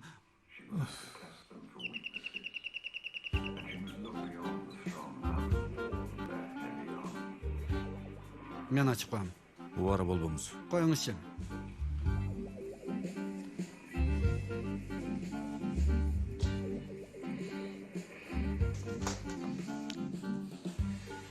Келиңиз байке, ким керек? Метин мырза жокпу? Мен үйдүн ээси Хашмет. Күтө туруңуз байке. Метин агай, үйдүн ээси. Үйдүн ээсиби? Үйгө эмне киргизген жоксуз? Хашмет байке, тынччылыкпы? Эмне болду? Келиңиз, кириңиз. Жок, балам. Башка күнү кирем буйруса. Метин мырза, балам. Менин бир сөзүм бар эле. Сиз ижара акысын айтсаңыз керек, Хашмет байке. Азыр сизге түшүндүрүп коеюн. 2 айдан бери төлөнбөй жатат. Бир нерсе болдубу? Акыркы күндөрү башаламан көп болуп кетти. Билесиз, мамлекеттик иш. Кечирип коюңуз, бирок 2-3 күндүн ичинде төлөйм. Конооңуз да бар экенин көрүп турам.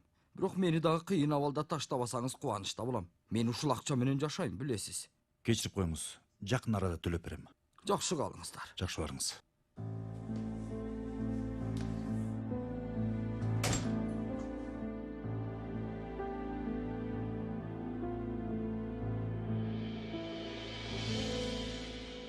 Мени кара, кошуналардан эч ким көргөн жок да?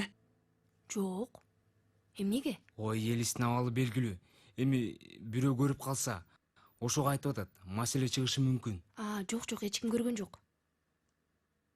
Елис, мен бул кийимдерди сага алып келдим.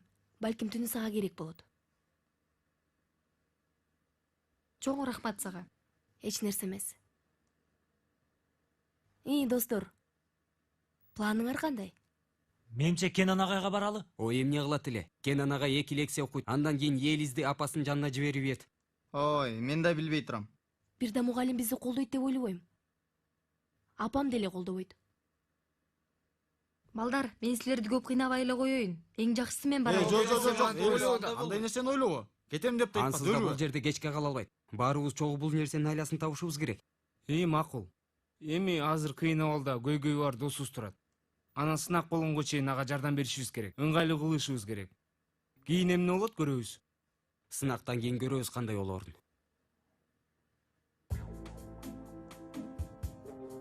Бизди бар ғой. Куткарса бир эле Еткин куткарат. Еткин, сүйлө.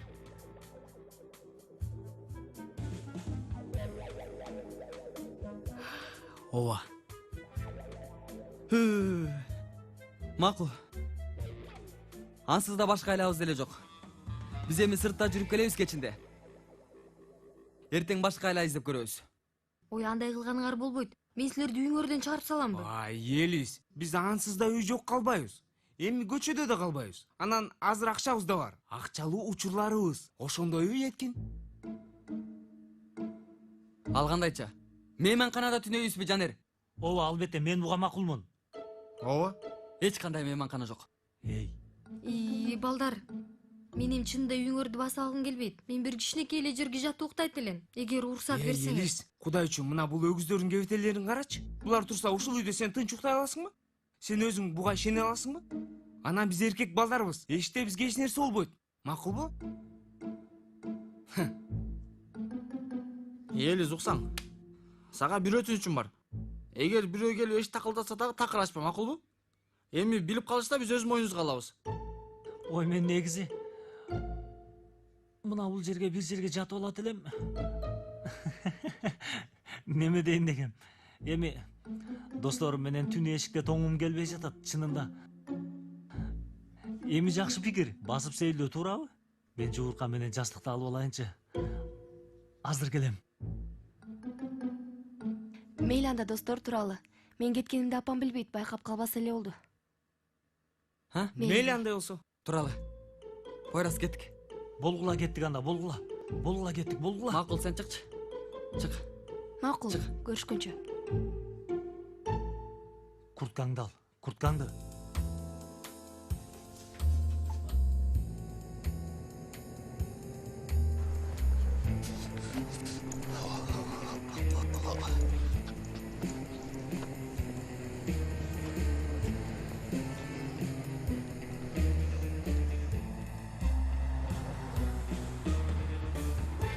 Токтой тургулачы.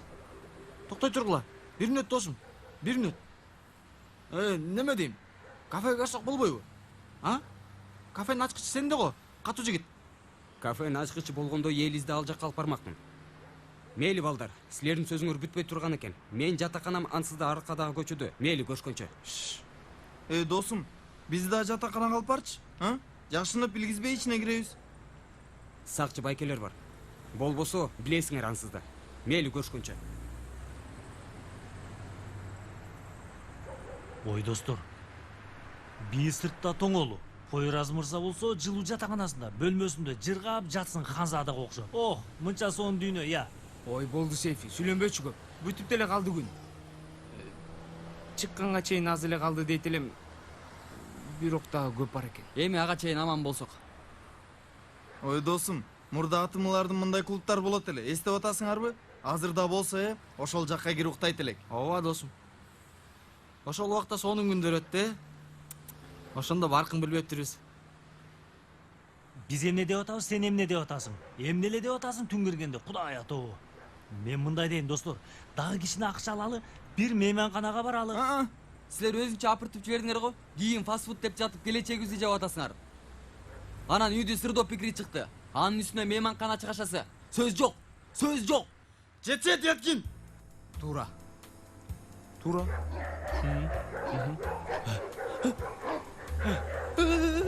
Тойбос карышкырлар. Эмне деп атасың? Каяктагы карышкырлар? Алар кадимки иттер да. Ооба. Ой. Балдар.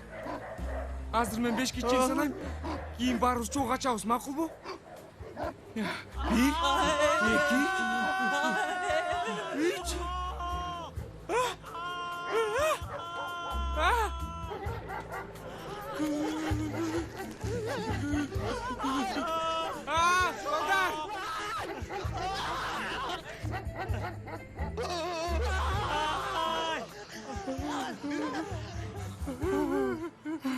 Балдар Яткин айткандай эле экен. Карышкырлардын тобу экен. Жок дегенде өзүбүздү куткардык. Эми жок дегенде бул түнү түнөп чыгыш үчүн жер таптык. Шүгүр кылалы. Ал эмне? Бул эмне я? Ал эмне?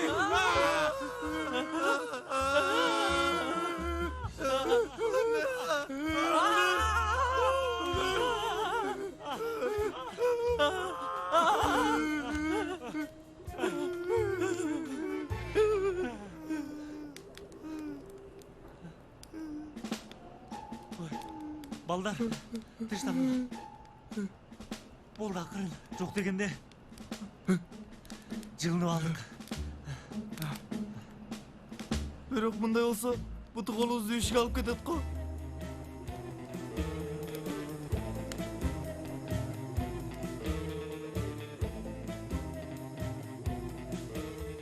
Апа, мен коркпоңуз. Мен коркпоңуз. Сен кайдан келатасың түн ортосунда? Мен неме? Сөздү көп бурба, каяктан келатасың деп сурап атам. Жанер чакырган сүйлөшөлү деп. Эртеңке чейин күтө албаптырбы жигит? Шашылыш нерсе экен. Ай кудайыма, эмнеке шашылыш болгон? Маанилүү деле эмес. Дуру, мени ачуулантпа. Маанилүү деле эмес, бирок шашылыш эмне экен? Апаки, Жанер да эми мындай нерсени кыла берет. Мени кара. Сен жана эле 2 саат мурун бул жерде сөз бердиң эле го? Эч нерсе кылбайм деп. Сөз бердиңби, бербедиңби? Бул Жанер көп баштады го. Эми мынтип түн ортосунда дагы. Бул үйгө келгениңден кийин бир нерсе болсун, чын айтып атам. Бул жолкусунда аябай жаман болот. Сынакка 2 күн калды, чоңгуз. 2 күн. Бул убакта жатып эс алышың керек эле.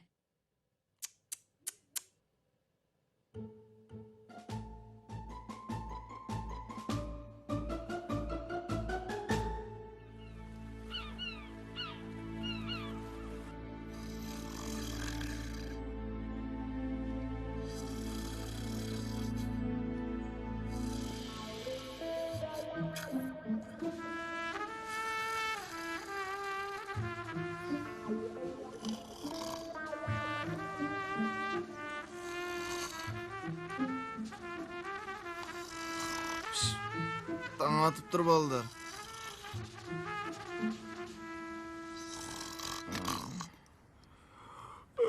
Балдар, бардық жерім қатып қалыптыр.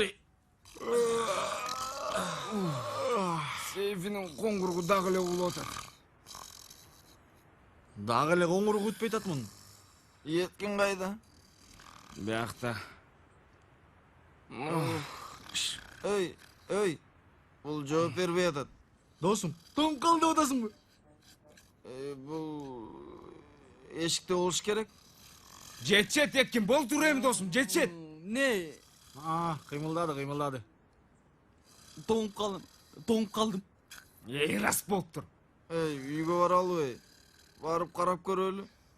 Ава, біріншіден қолы өтіз жуып алалы. Қытыраған жаңынан да алалы. Соның қылып тамақ жейлі досым. Еліз да ашық олыш керек. Тұрғыз құлағында бұл баланы. Баралы. Сейфе! Мен ойғатып қоям. Мұны қара, құштың жүннен жасалған төшекте жатады.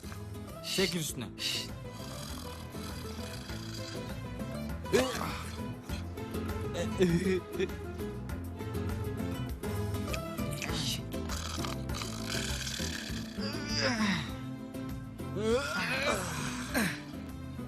Секір үстіне. Сінәлі.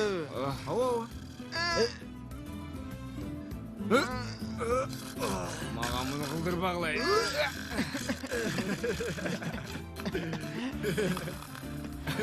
Ойға бөт қалай.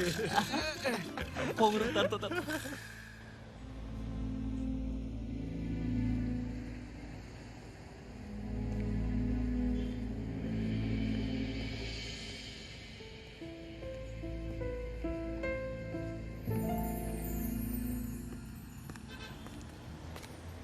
Geldim. Hoş gelipsin. Otur. Жоқ, отурбайм. Эмне айта турган болсоң айт. Себеби көп тура албайм. Albatta.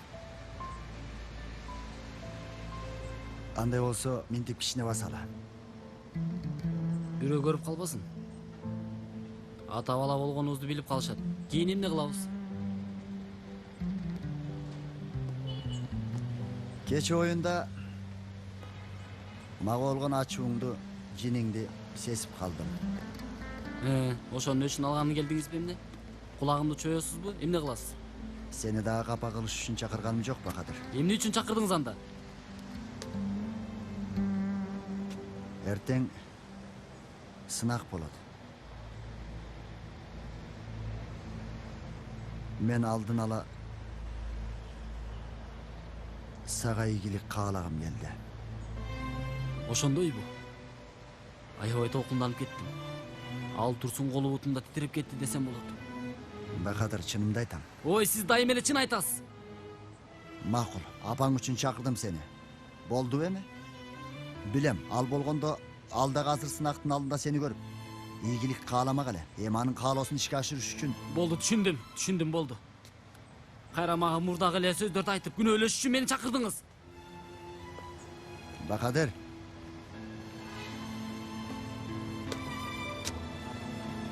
Эй, сенин мага айта турган башка сөзүң жокпу? Жек көрүүдөн башка мага болгон сезимдериң жокпу? Ата, жокпу? Болду. Эми мен андай дегим келген жок. Мен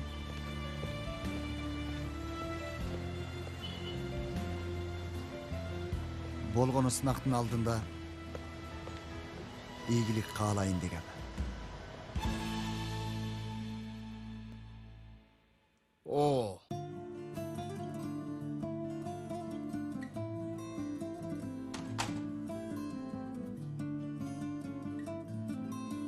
Уксаңар достор. Бул үйгө эмне болгону? Кудай. Достор, бул жер биздин үйүбүзбү? Келдиңерби? Кутман таң. Мен силерге тамак даярдап күтүп аткам. Чай дагы даяр. Ашканада. Достор, бул эмне я? Жетерге желдин үйүнө пери келгендей болуптур. Елис, сен эмне кылып таштадың? Эч нерсе. Эми кичине үйдү жыйнап койдум. Ашкананы сүрттүм. Анан мына бул кириңер бар экен. Буларды жууп койдум. Келдилерби? Кана. Ал ич кийимиң окшойт. Макул, неме кылба. Аны. Ой балдар, силердин кылганыңардын жанында бул эч нерсе эмес. Ой, мен чыдай албай атам, болду. Келгиле тамак жейличи. Балдар, тиги баштыктагыны алгыла. Макул, мен чай алып келейин азыр. Башта. Отургула, алгыла. Мен алгыла нандан. Нандан алгыла балдар.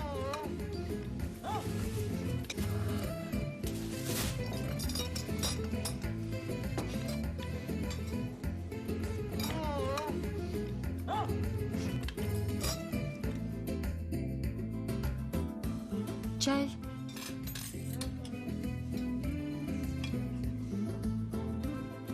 Олайын. Адам бол, адам. Ай, сол.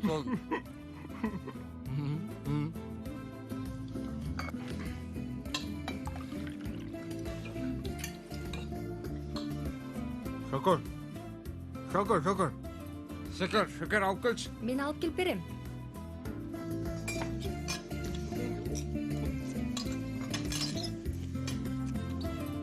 Шекерди таба албай койдум. Шекер. Шекер, каякта эткин, сен карап келчи.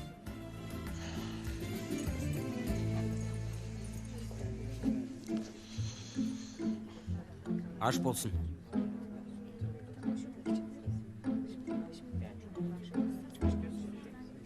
Эже? Рыфат байке менен сүйлөштүңүзбү, Пакиз эже? Эмнеге? Ой, сизге айттым эле го, бүгүн эрте кетишим керек деп. Эртең сенин сынагың болот эле. Рыфат байке! Эмне болду, Пакизе? Рыфат бол келди, полиция келди, полиция. Мен сага айткам туурабы? Токтотчу жигит. Мынакей. Так эле ушул бала. Муну кармаңыздар. Токтогула, мырзалар. Байке, мен Тармал кафе башкармалыгынын несимин, Рыфат Санжаклы. Эмне болгонун бизге дагы айтып бере аласызбы? Ай, кудайым ай, кайрада полиция келдиби?